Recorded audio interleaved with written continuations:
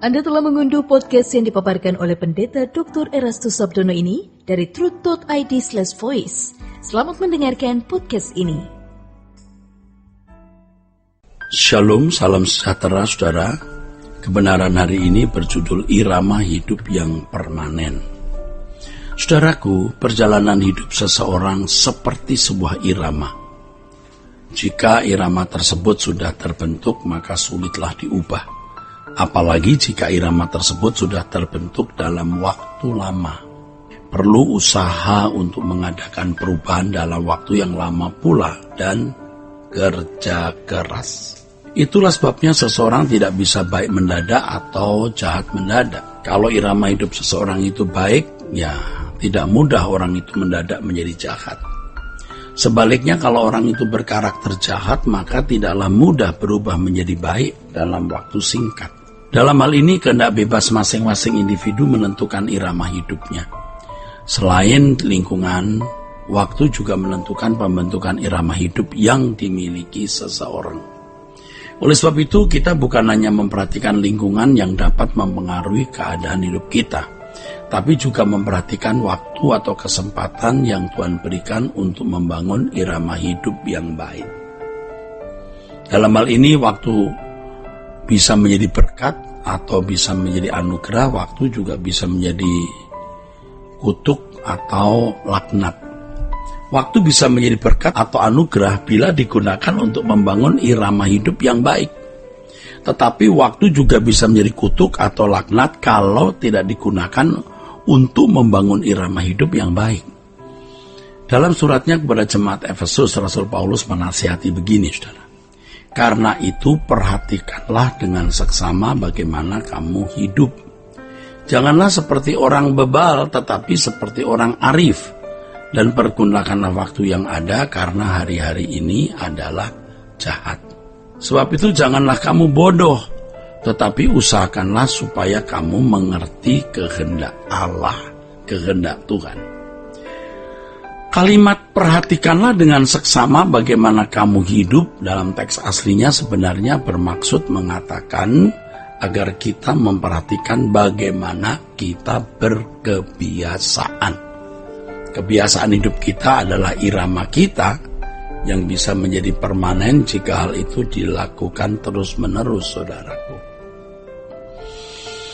Oleh sebab itu tadi saya katakan kita bukan hanya memperhatikan lingkungan yang dapat mempengaruhi keadaan hidup kita, tapi juga memperhatikan waktu atau kesempatan yang Tuhan berikan untuk membangun irama hidup yang baik.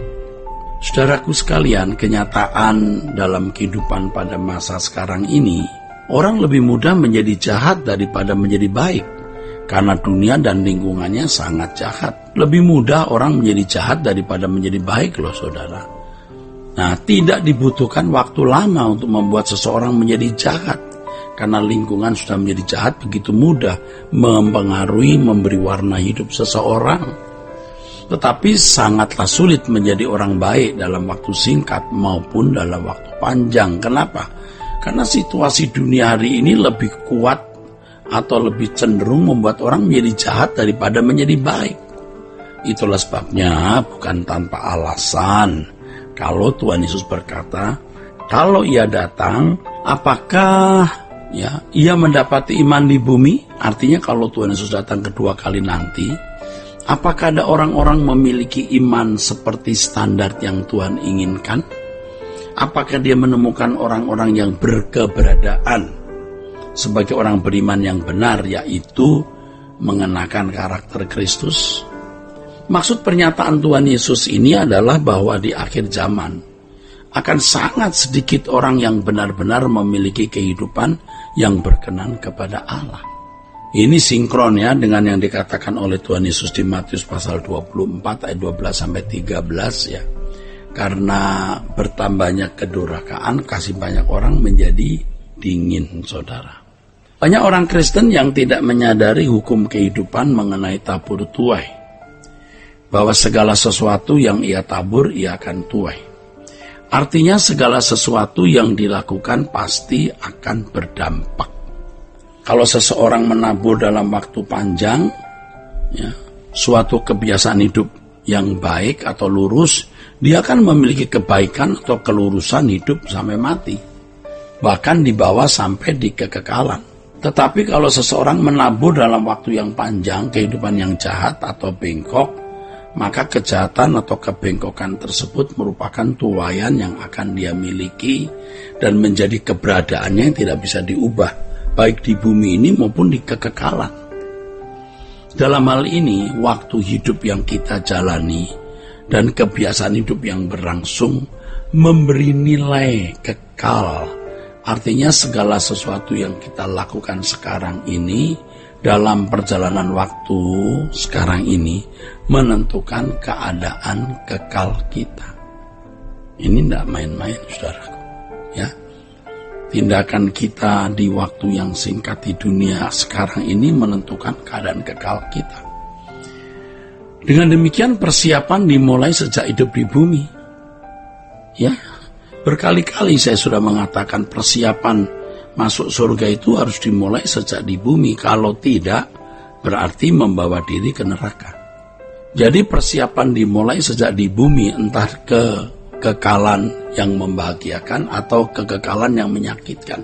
Surga neraka itu ditentukan individu dan mulai dijalani sejak masih hidup di bumi. Banyak orang yang tidak menyadari hal ini, sehingga mereka mengisi hidupnya secara sembarangan atau ceroboh. Mereka tidak sadar bahwa mereka sedang membangun kekekalan yang dahsyat, kekekalan yang mengerikan, saudaraku, benar-benar dahsyat dan mengerikan. Inilah yang terjadi dalam kehidupan banyak orang. Saya ingatkan ya, bahwa persiapan masuk surga atau neraka dimulai sejak hidup di bumi. Sehingga orang akan masuk surga atau neraka itu sebenarnya petanya akan sudah sangat kelihatan. Jadi kalau dalam waktu yang panjang seseorang telah terbentuk atau membentuk suatu kebiasaan hidup, hal itu merupakan keberadaan yang permanen di dalam hidupnya. Itulah sebabnya seseorang yang ada di ujung maut tidak mungkin menjadi baik mendadak, ya, atau menjadi jahat mendadak. Tidak mungkin. Kalau hari-hari hidup saudara sekarang ini tidak lurus, kalau hari-hari hidup saudara sekarang ini bengkok, di ujung maut juga bengkok, di balik kuburnya juga bengkok. Walaupun mungkin saudara juga minta ampun, tetapi tidak memiliki komitmen untuk berubah, tidak memiliki komitmen untuk berubah. Nah, ini masalahnya. Inilah yang terjadi dalam kehidupan banyak orang, saudaraku. Kalaupun seorang seakan-akan menjadi baik atau bertobat setelah menjalani perjalanan hidup yang jahat dalam waktu lama, pertobatannya bukanlah pertobatan yang natural waktu di ujung maut mengaku berdosa itu. Dalam hal ini Allah tidak bisa ditipu. Oleh sebab itu memang pertobatan dan proses perubahan harus dilakukan jauh-jauh hari. Kita tidak boleh menunda apa yang seharusnya segera dilakukan, yaitu pertobatan dan proses perubahan untuk menjadi sempurna seperti Bapa atau serupa dengan Yesus.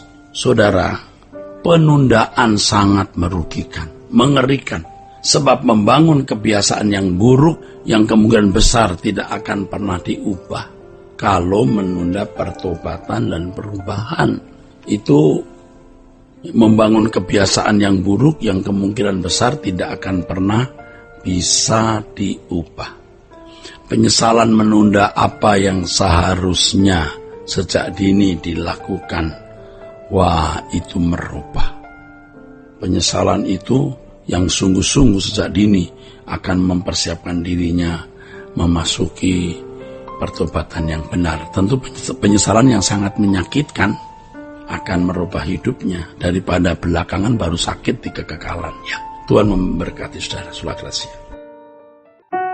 Untuk berlangganan renungan harian dalam bentuk cetak, silakan hubungi Truth Literatur di nomor telepon 0878 7870 7000.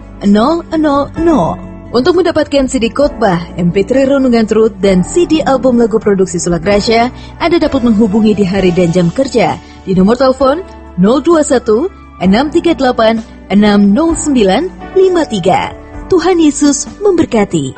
Sula Gracia.